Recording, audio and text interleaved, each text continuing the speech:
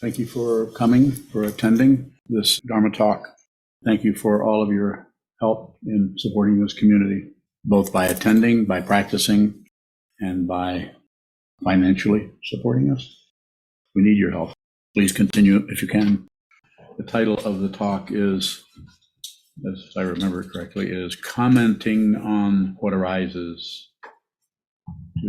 Something happens and we, instead of just receiving what that is, we comment on it, we look at it, we think about it, we judge it, we evaluate it, we conclude things about it, about. Rarely do we receive something as it is, unless it's something that is so intense that we can't help but receive it. So it is not about not doing that. It's not about not commenting. It is about awareness. As I've said many times, it is about awareness that whatever shows up, you're adding something to it. Just to be aware that you're commenting on it. You're judging it, evaluating it, condemning it, accepting it, liking it, disliking it. Sometimes they feel rather like knee-jerk reactions. The teaching out of Yogacara tradition and other places similar as the trees Swabhava Nirdesa, I think it's called technically. The three own beings, the dependently risen, the imaginary commentary on that, and then the third one is the perfected nature, or seeing what this is fundamentally. All of them are real and unreal. They're real in that they're there, and they're unreal in that they don't have a separate cubby hole. They're teaching devices, ways to talk about what this is. If you see what this is, you won't know it. And when I say that, I don't mean that you'll be oblivious. You'll be wandering around in space, bumping into the the woodwork. It means that you will actually see what this is. And that kind of knowing is not a relative knowing. If we wanted to go further into that, we would say it's ultimately knowing what it is. And what is it? Not separate. The separation that you see is an illusion. What is actually there is, you're not separate from that. That's why this is called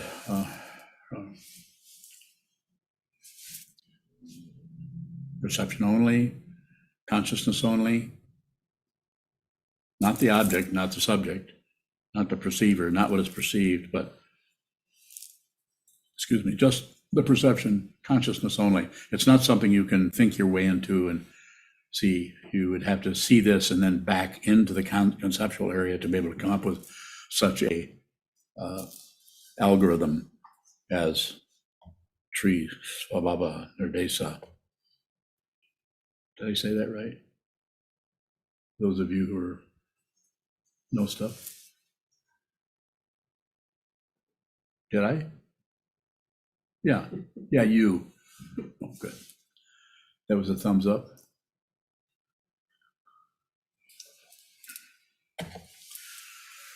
So again, coming back to what I said in the beginning, it's not about getting rid of anything.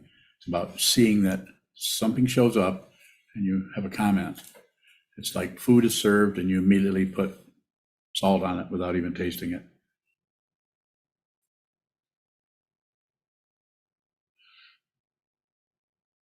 We do this all the time. We do it in whatever shows up, whatever arises. Could be just in the mind stream. It's happening in the mind stream as we're sitting. That's why it is so important to practice sitting meditation and to practice doing what? Just observing what shows up. Don't add, don't subtract, don't divide. But when I say don't do that, pretty hard to just not do that or control that whole dynamic. So what do we do there? We just receive that we can't do it. Do we receive that that doesn't quite work to just not do that?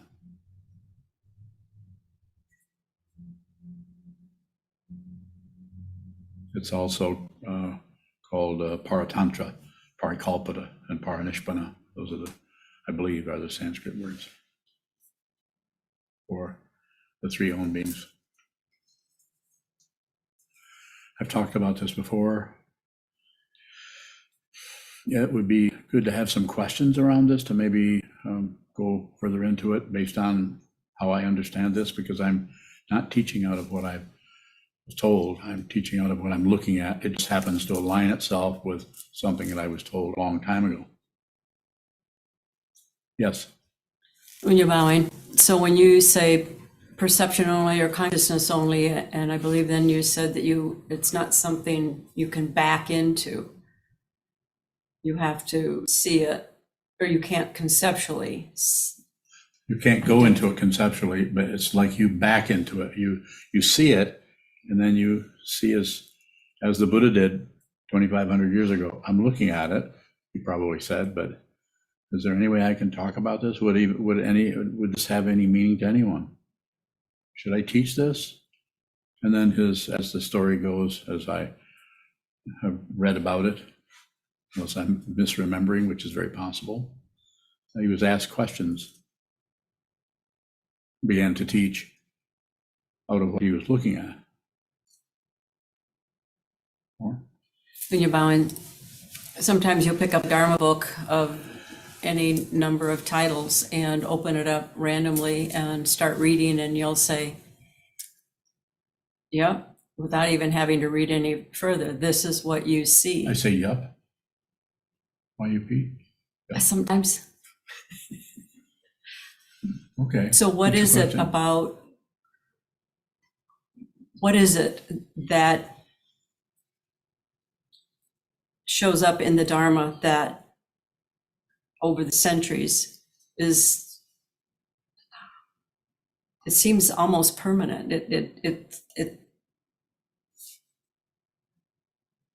What is it that you see in those teachings that is what you see? Simply put, there are no separate things. There's no separate beings. It's an illusion.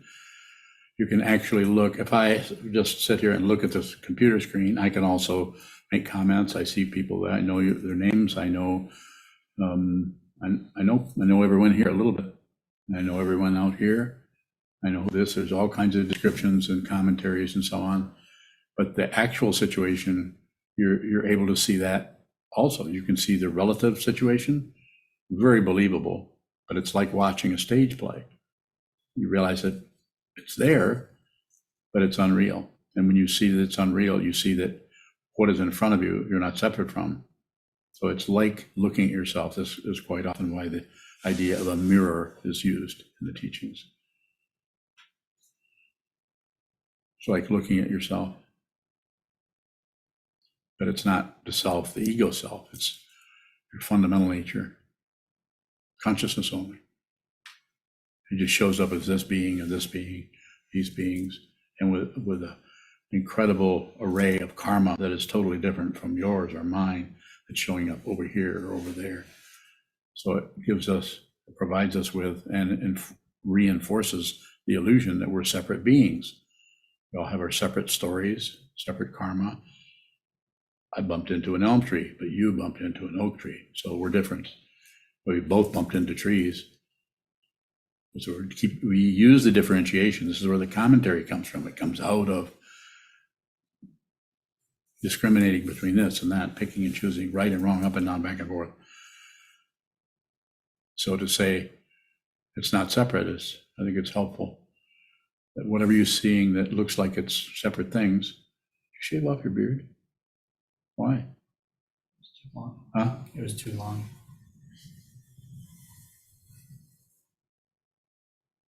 Okay, that's a good response. You look a lot older. Nah, you look younger. More? Okay, no, thank you. Sir? James online. What do you mean when you say be genuine?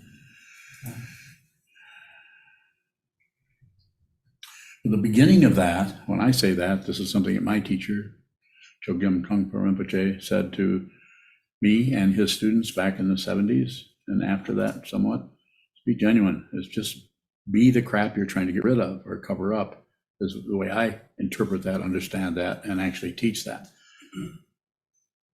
And this means that don't blame anything for how you feel. Don't blame anyone, even though they're triggering your emotions. Those are your emotions. You can be those emotions. Don't miss your life. Don't be someone else. This does not validate any particular outflow, like attacking someone. It's okay because I'm just being genuine. No, genuine is just this. There's no particular activity. It's receiving. Nothing added to it. It's just that. And some of that initially is going to be a lot of looking at and being responsible for how you're not genuine, how you're buying into this idea, buying into this. You're believing the propaganda of ego that protects an imaginary self from harm. More?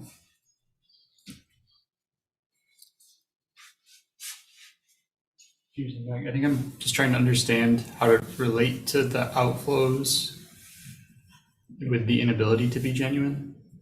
How do I relate to the outflows if I'm endeavoring to be genuine? Well, first of all, don't outflow. Don't do that. Don't outflow. And what you might find is you can't help it. So that puts the consciousness, the awareness right on the leading edge of the outflow. You're as close to the hair trigger as you're going to get without pulling it. So you're going to have to do it with awareness. You can't do it with a success story or a failure story.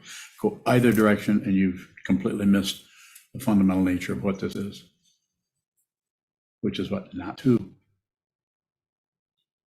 This is why we face the wall. We sit down and give ourselves a very good dose of the First Noble Truth. This doesn't mean there aren't some people who are doing sitting meditation who just love it. They feel so blissful, they feel this or that, or whatever. But this is a way to sit down, hold still, and watch the difficulty come and go without buying it, selling it, or ignoring it, without accepting it, rejecting it, or shutting down. Just this. And if we have that instruction and we are endeavoring to proceed in that manner, we might see there are certain ways where we have no say-so about it. We cannot control that outflow. Seeing you can't control the outflow might not necessarily mean that you've just outflowed or you've just yelled at somebody or shook your finger at them or any other dynamic. It might be much deeper than that, way before the activity. More? Views in mind. What is communication when endeavoring to receive the outflow of what's arising?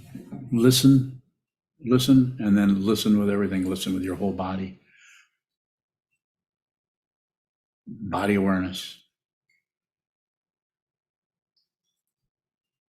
Am I getting close to what you're asking about, or does it seem like I'm answering someone else's question? Okay. Anything else? No. Divine, what is it about our sitting practice where we're not discriminating, we're looking at what is showing up that helps us see consciousness only?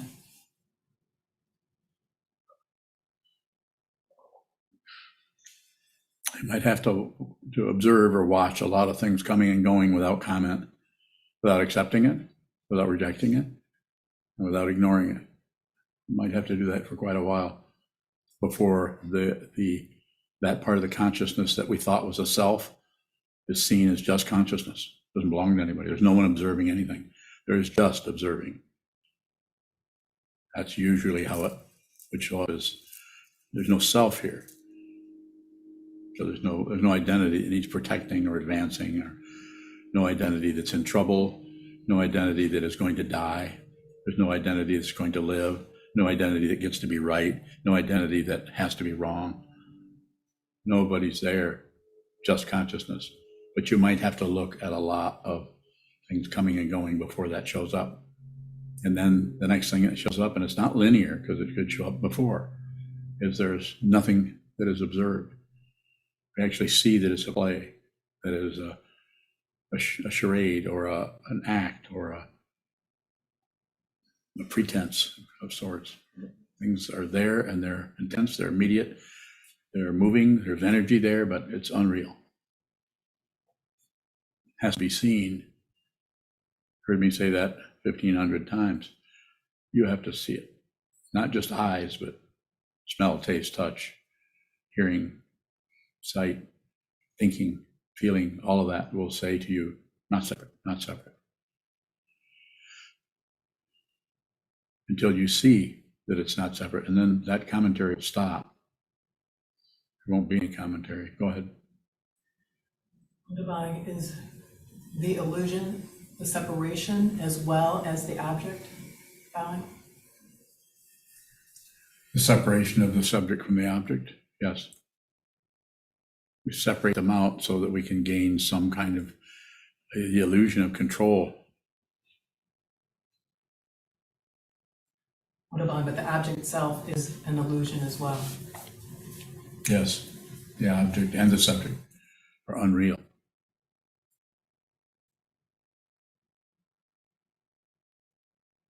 Doesn't mean that there isn't something there that is pretty convincing, pretty believable.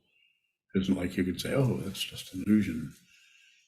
It's not going to work to approach it that way. It has to be seen. You have to watch what comes and goes. You watch what moves this way and that way until you see it. That is an illusion. Nothing happens.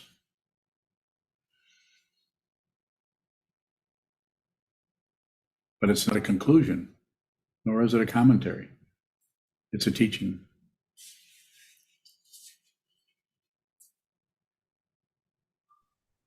More?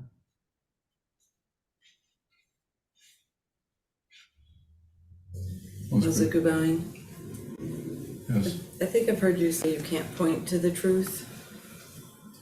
probably. Is that because concepts are imaginary in nature?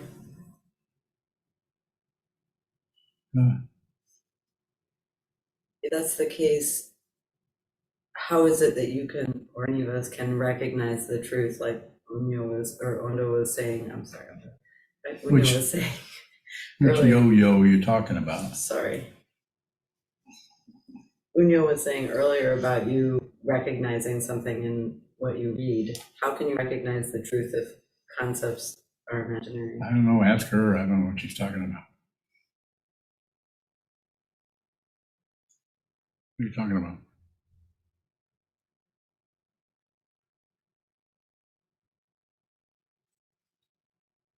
Can you help her? When you open any Dharma book and read any line,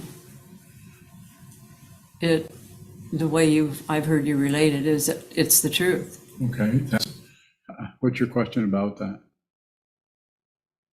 So Gubang, how can you recognize the truth in something that's conceptual or imaginary? Because it's pointing away from it, from the statement itself is pointing away.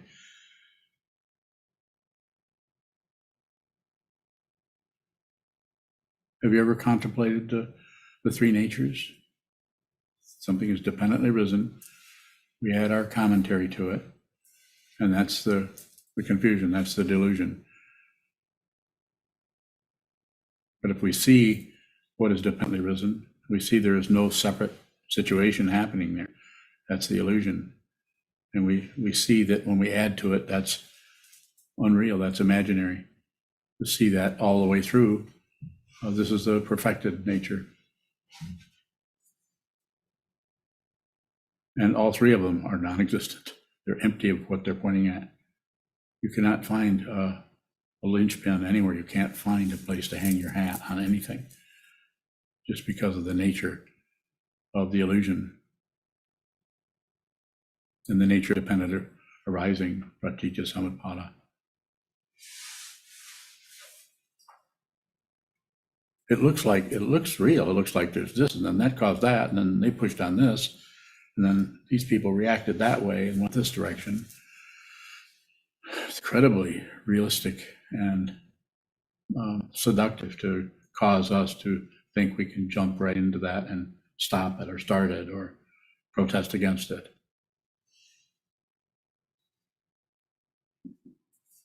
More?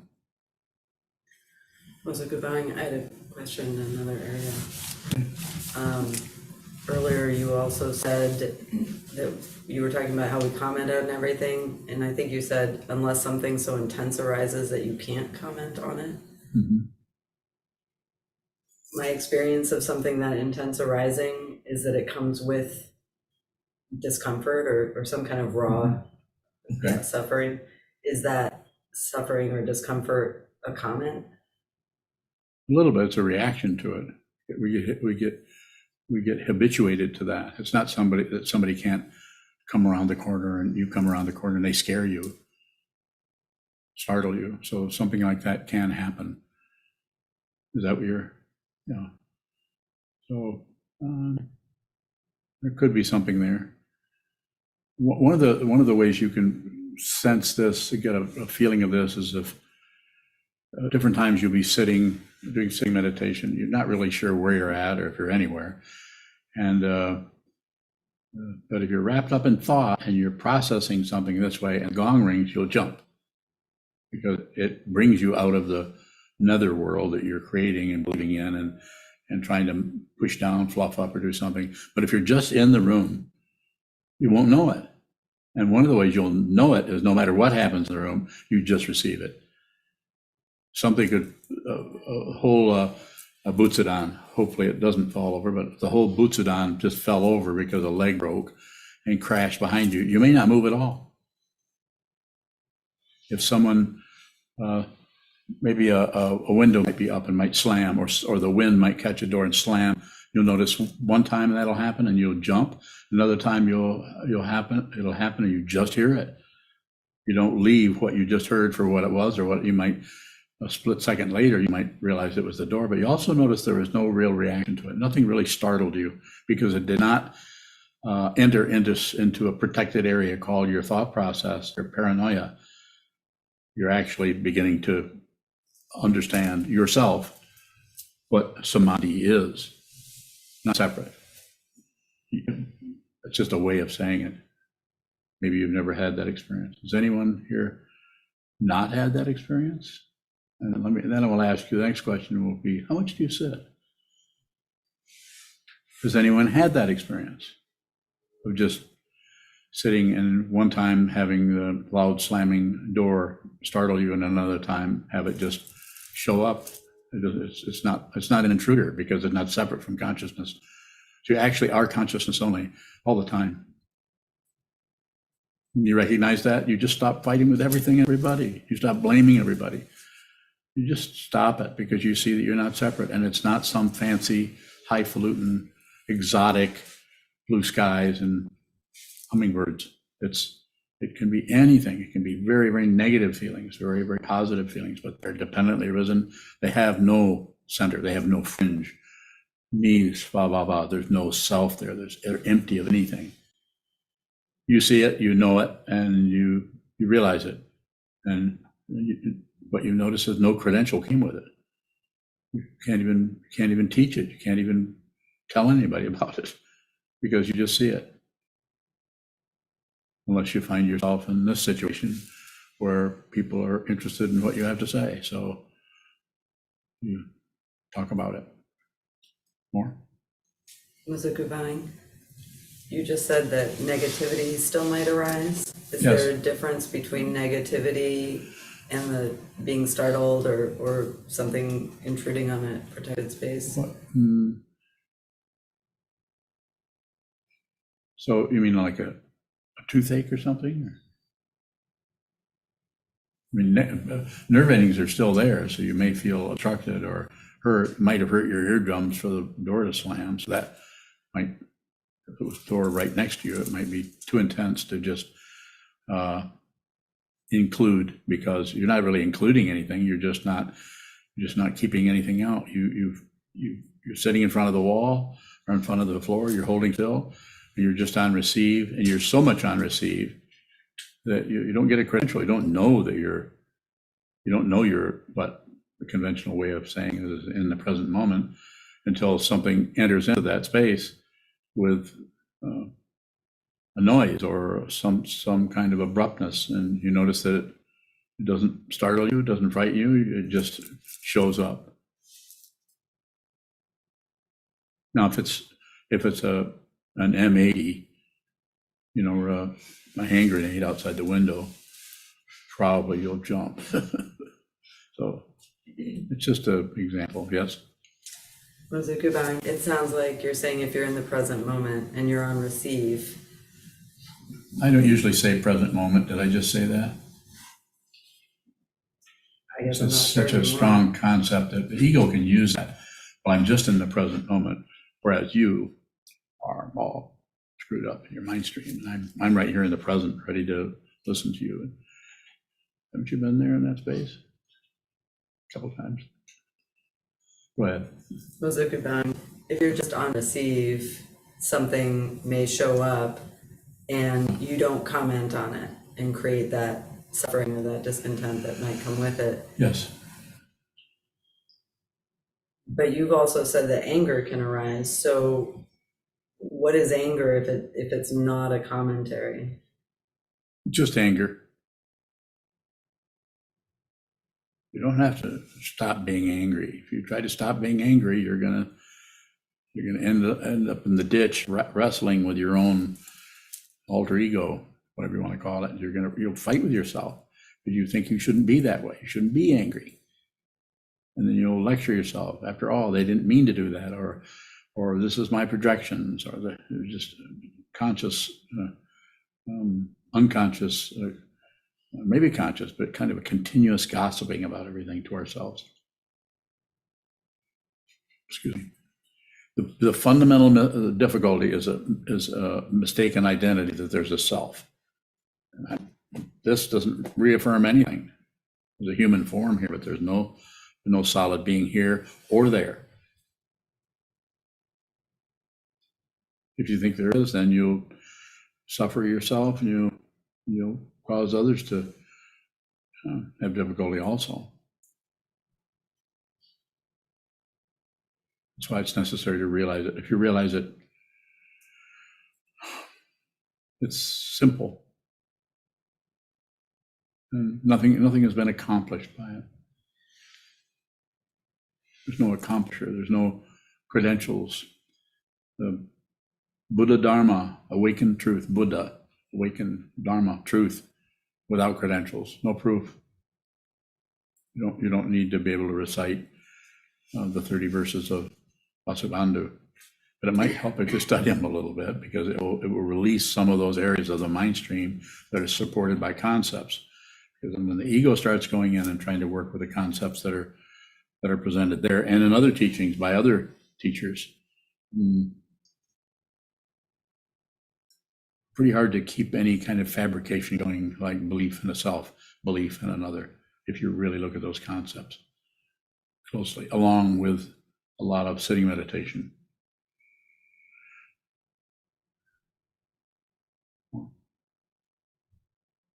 Any question on Zoom? Terry Rowling, Go ahead, Terry. what are you pointing to, or aspect of consciousness that you're pointing to when you say falling away, and just falling? Falling apart? Terry Rowling, maybe it is falling apart. It's just I think the way I interpret it was falling away, but maybe it is falling apart. That sounds right. Well, falling apart, I'm quoting Kobunchino Roshi when he translated the Heart Sutra's mantra, gone, gone, gone beyond, gone completely beyond, awake, so be it. His translation was falling apart, falling apart, falling apart. Nothing to do, everything all at once. So his way of translating that probably had something to do with his personal experience, maybe of just seeing that all the structures he thought were true about himself or others, it just started to deconstruct itself just by looking at the construction, not going in and deconstructing. You don't have to disassemble that, although you could. There are some people who are able to look at that and see what it is, and then, as I think I said earlier, back into the constructs. This is something that Vasubandhu is able to do. He was able to look at reality and then talk about it using concepts. And he did it in Sanskrit. Astonishing material. So falling apart, it means that your ideas of yourself, your beliefs, your opinions, they just start to come apart. If you have a path, the Dharma, if you have a teacher, and if you have a community, and you have a practice, a way to continue to return to this, return to looking at the truth yourself. And you might have to look at a whole bucket full of lies, your own self-deception, your own belief in your emotions, your ideas, your feelings, and so on. It can be very, very discouraging, painful, and disappointing to do that.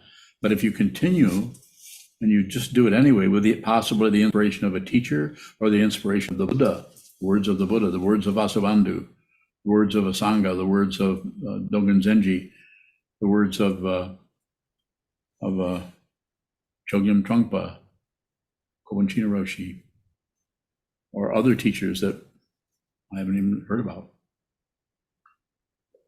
Maybe you'll continue, because it does not look promising to continue on the path.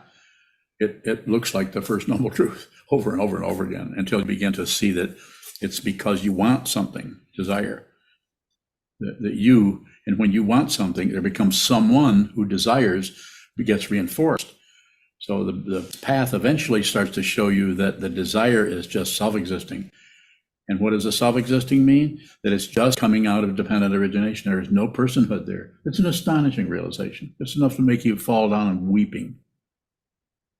And you may do that because it's something you've looked at your whole life and missed and assumed and blamed others and blamed yourself and blame, which is unreal. And then you begin to see it.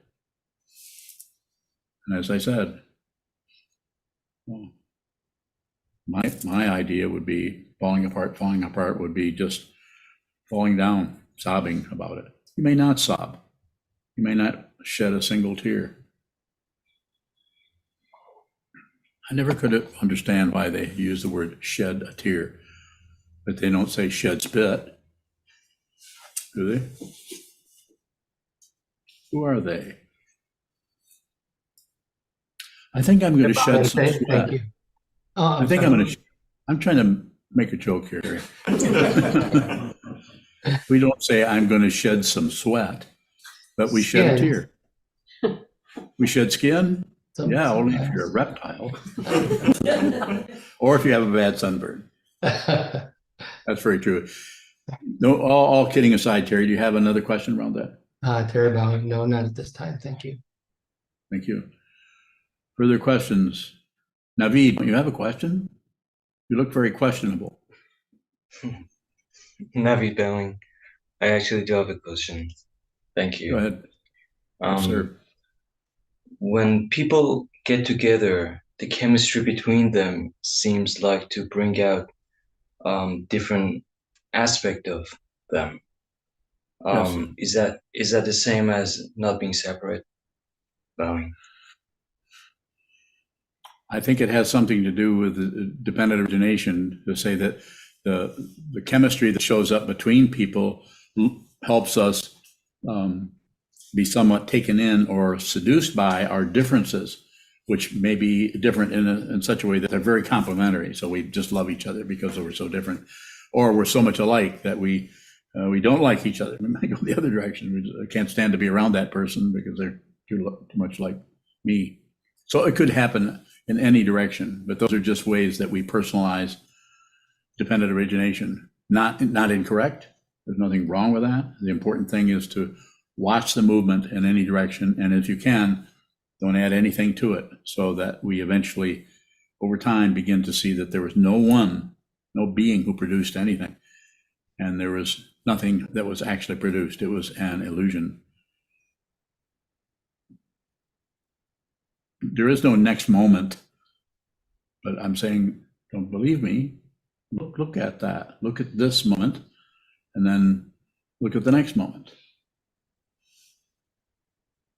Look closely. Spend some time looking at the wall and watch the so-called moment by moment. Is there such a thing? Find out.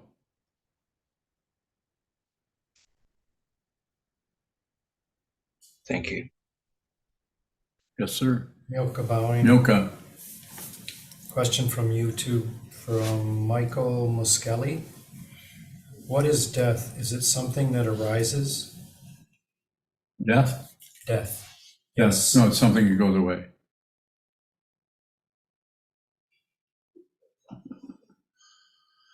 So I'm not sure what you want to know by that, but it's just anything that shows up is going away. So if it's going away, then we call it death. It's just birth and death are not two different things. You can't have birth, something without death. You can't have death without birth. So they're just like night and day. They're two names for the same thing. Of course, that may not be helpful to contemplate that, but it's a way of looking at it that will, by looking at it that way, you can see more closely the way in which we grasp at one side and reject the other, grasp at the other side and reject the other, and then go back and forth trying to find some kind of way of improving. We don't want to feel that way, so we try to feel this way. The polarity. The world is full of this kind of warfare, from the coffee table in the living room, over that, to your workplace, to the city you live in, the country you live in. The whole world is at odds. Not everyone is doing that. Some people are just trying to get something to eat.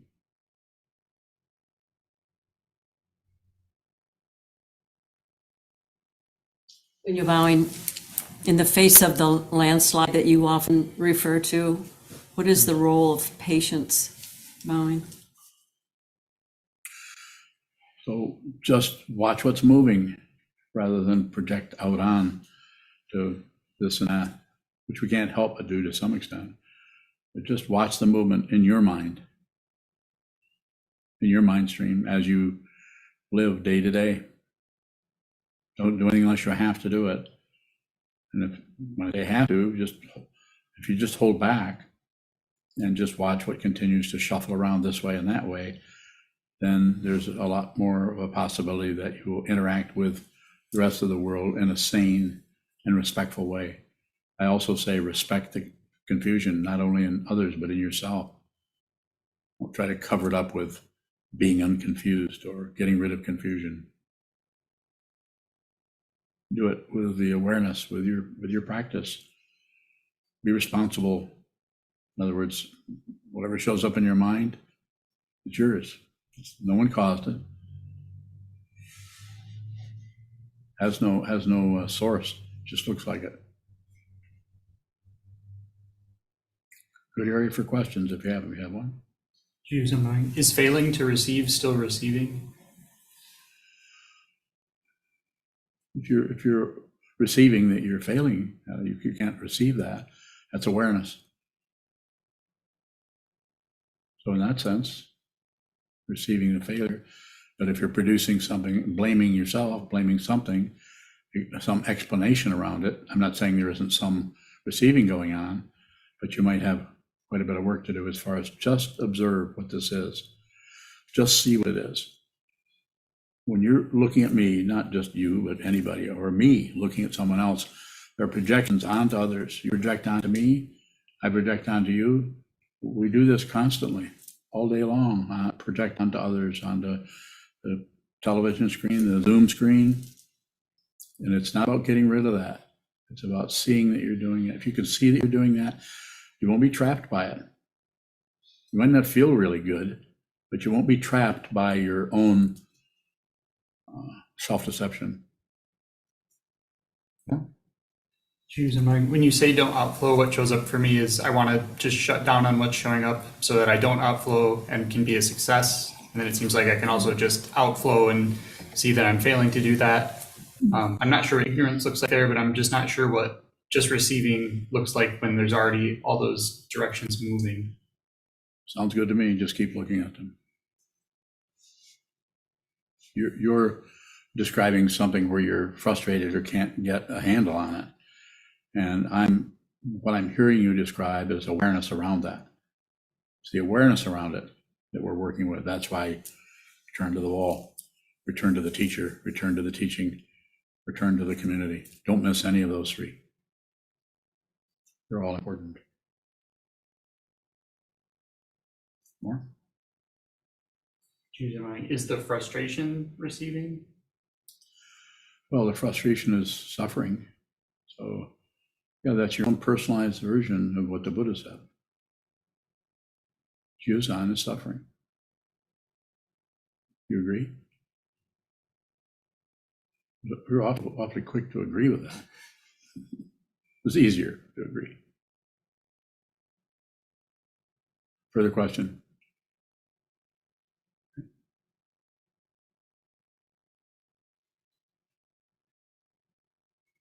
Anyone on Zoom have another question? Have a few more minutes, if you wish.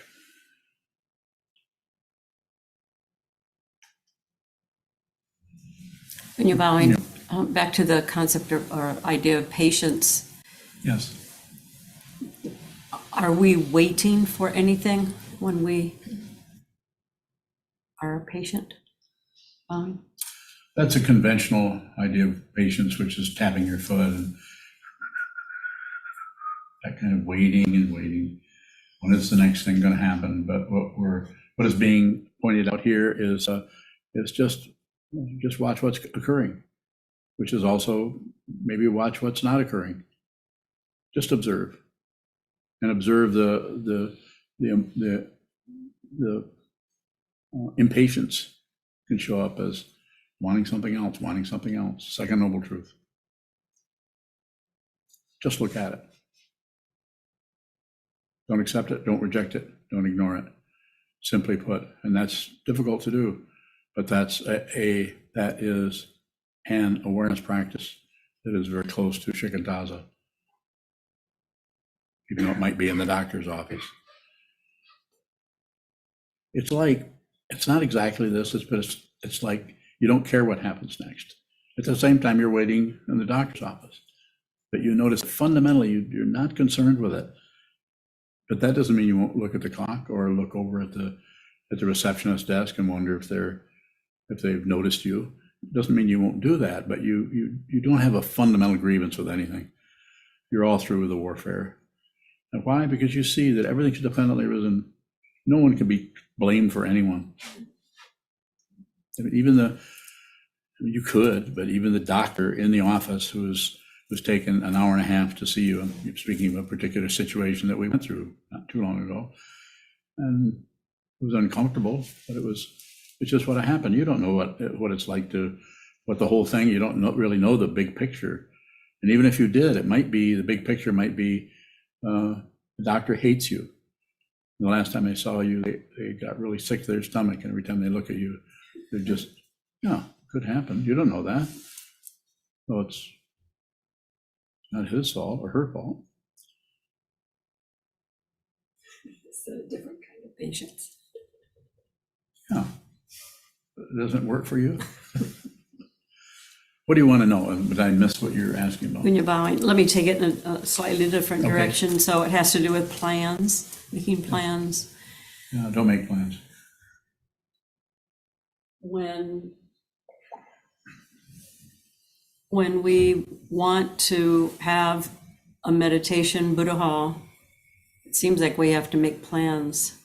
Okay, then make plans. Okay. No, Just looking at, the plans don't work. So we make a plan, but then because of causes and conditions change, then we notice that we have to shift it this way. Just like I'm not going to go into detail, but we planned, we even hired an architect and everything to talk about Carmeling, this building next door that is empty. We even put a pretty expensive roof on it to protect what was empty. No, I'm not going to go into a teaching on emptiness. Oh, I could, but so we do it. Nothing was wrong.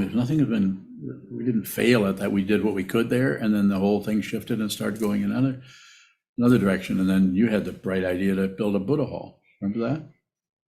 That was my idea. So that's where we're at now. Are we going to do that? So it's looking right now. We're going to keep going that direction until something else possibly takes us in another direction. So we need the plan, but it's locking down on the plan that can make it painful or difficult or frustrating. Is that where you were going? when you're bowing, and just to take the vision that you Yes. have and make it into a workable Yes. plan that we can then engage the community in. So I'm teaching, I'm sitting here. So my idea of that is my intention is not a plan. It's just an intention. And I could even come back, and I probably have said it before, I don't care what happens. If I care what happens, then I have to plan stuff with, grabbing onto some kind of an outcome and make sure everybody marches to the same drummer or something. But intention doesn't require that. Intention is just intention. It's just a vision.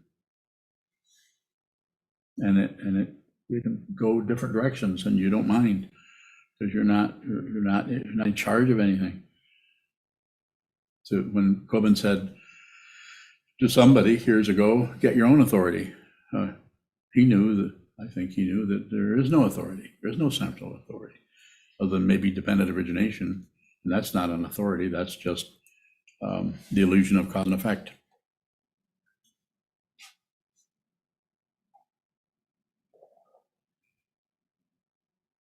Anything else from A to Z?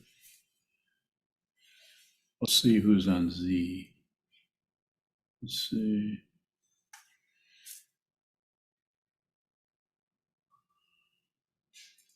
Jen Ziegler, don't you have a question? Jen bowing, You not sound at all. asleep. Well, I just went to you because you have a Z name, Ziegler. But you don't have one right now?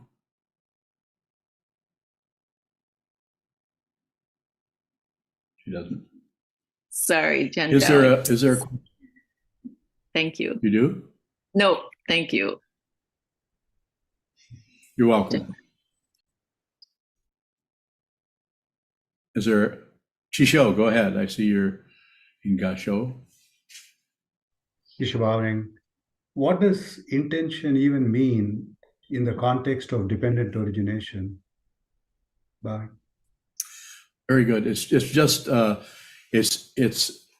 using the imaginary nature to intend. You intend. It is an aspect of paratantra. It's an aspect of dependent origination where there is the illusion of a self, of someone who could actually intend. I intend to save all beings. Well, then you can't do that. There are no beings. I don't care. I'm going to do it anyway. I'm going to save them anyway. So it's an intention. It's both imaginary, and it's both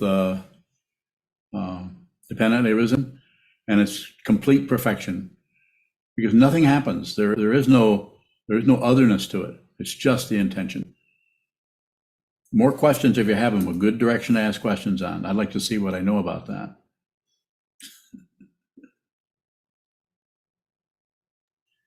Ishwaving. Come on, Chisho. Do you want me to get somebody to help you?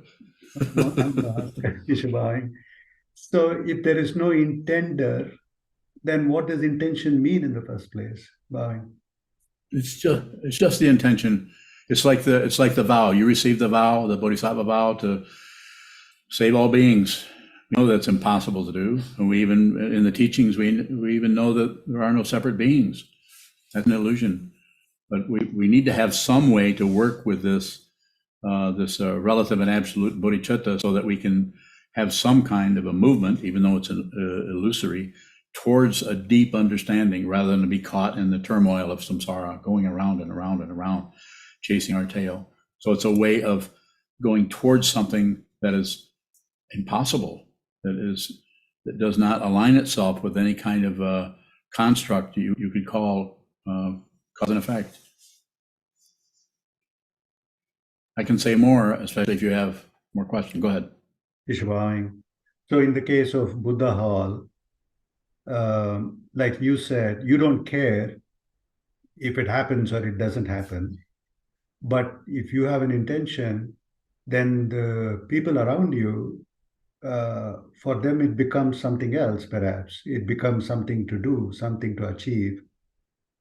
It does. How do you work with the people around you who are fastening onto it, perhaps?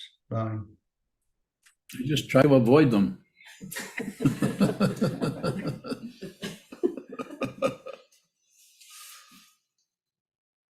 No, someone comes with I'm trying to think of somebody who in the past who's let's see, is Kodo on here tonight? I don't know if he was on or not. Kodo, are you here? I don't see him, but it doesn't matter. I can still use that story because he won't mind. But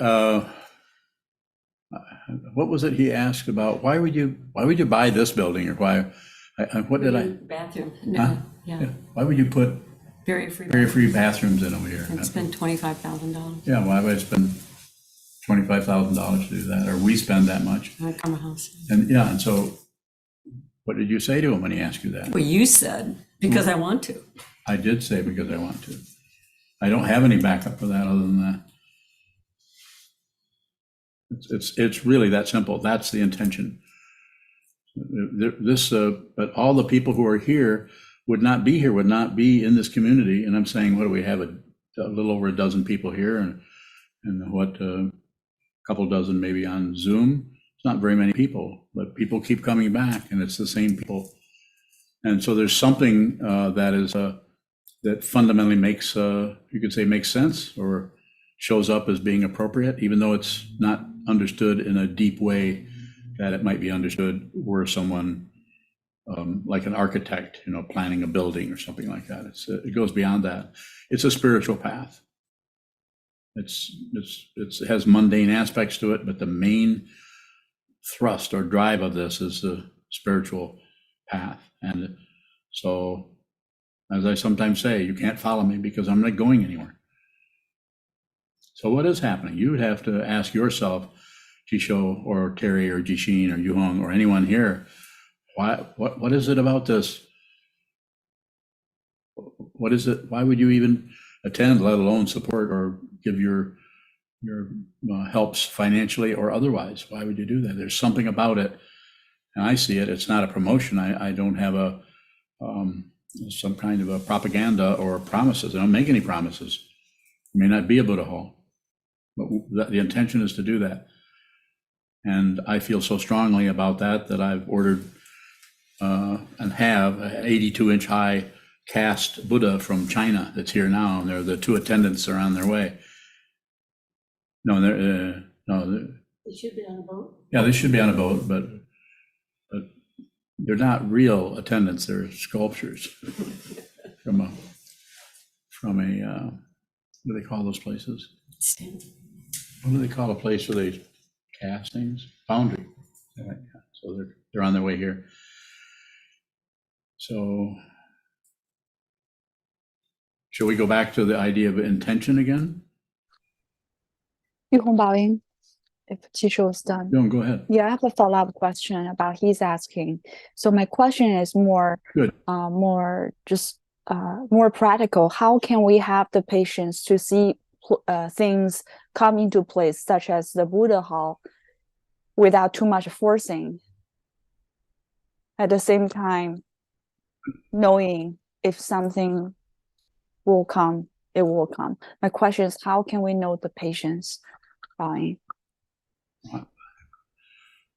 I don't know, other than just I work out of intention to do that, but it could change and go another direction. If it does, then we'll go another direction. Right now, that's the direction we're going.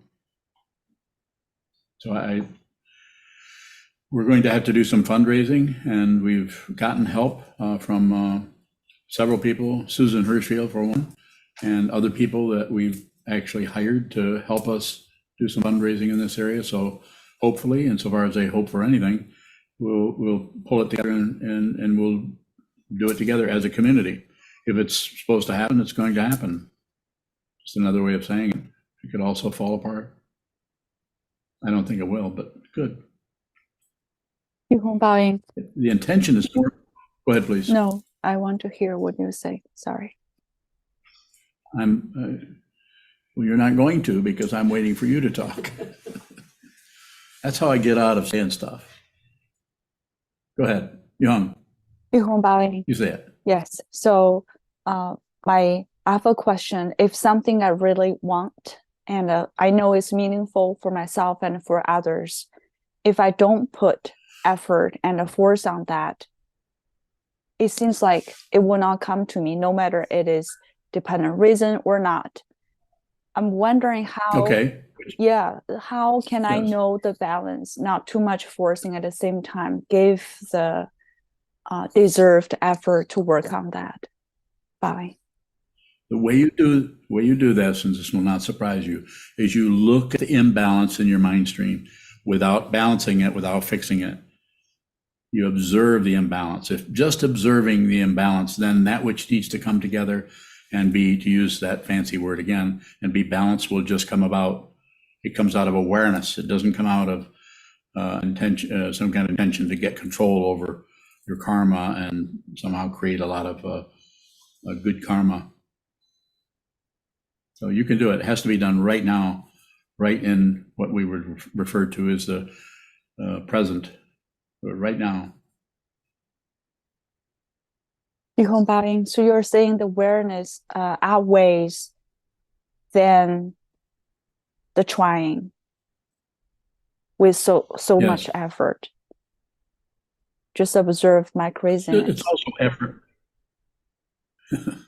It's also effort. It's just not the pushing, aggressive kind of effort. But there's effort there. You just return.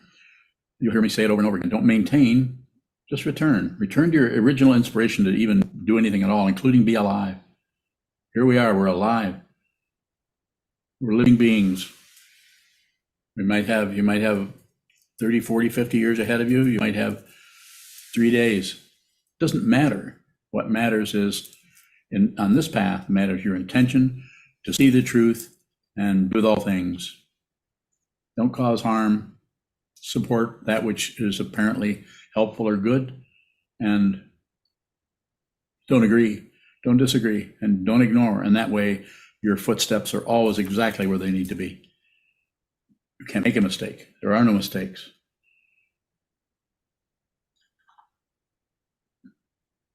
Thank you. Bye. Thank you. Senchu, Senchu bowing. one more, this question, then we'll stop. Your response to Kodo about the barrier-free bathrooms, saying that you wanted to, is it that simple? Yes, for me it is, but I don't have a story behind it. It's like some land we just bought that added on to the 3 acres out at the Black Stag. We bought 7 more acres and paid a fair amount of money for it. And didn't he ask about that? What are you buying this land for? And I don't have anything to say other than I wanted to, and I could, and so we did. And so now we walk around on it in the woods. Ondo just returned from a 30-day solitary retreat out there. And now instead of walking on private property, somebody else's, now she walks on property that it's not.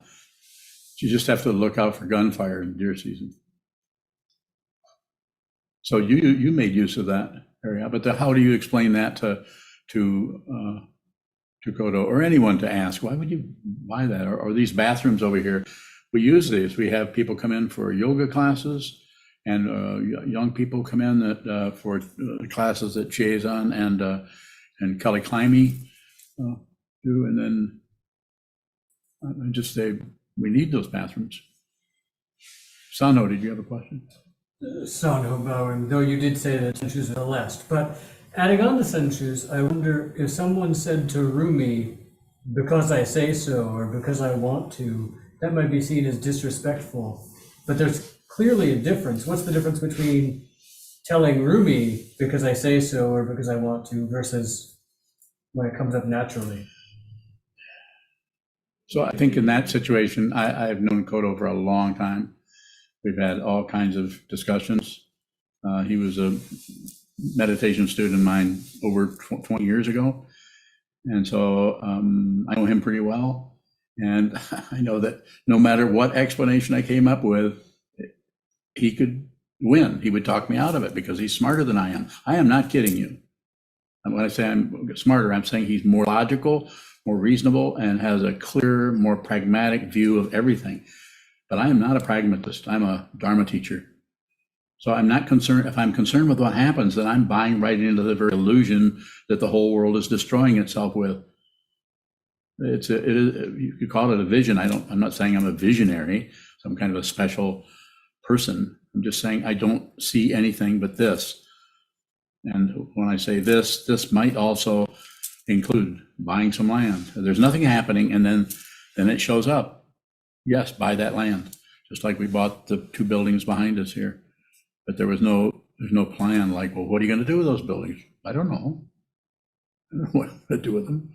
Well, people are living in them now, and they're residents of the monastery. Some of them are fully ordained monks. I had no plans to start a monastery, but apparently the monastery had something going on there on its own. I didn't decide to do this. Okay, I think we can retire to the 8th year. Hi, my name is Sokuzan, and I'm one of Sokuzan's monks. Sokuzan so freely offers his love to us and his wisdom through these talks and never asks us for anything in return. If you value what he does and what he is and want them to continue, please visit our donate page at sokukoji.org. Thank you.